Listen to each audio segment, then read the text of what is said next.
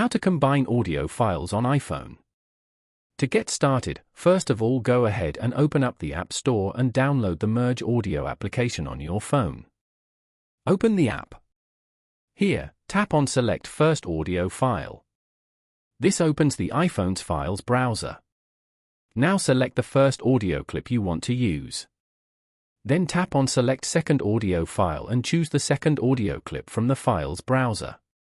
Before merging both the files, you can choose any of the duration options and add fade in or fade out for a dynamic effect.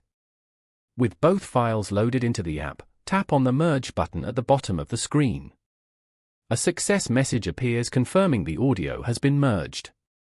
Then you are given options for where to save or send the new file. Tap on Save. Then, scroll down and select Save to Files.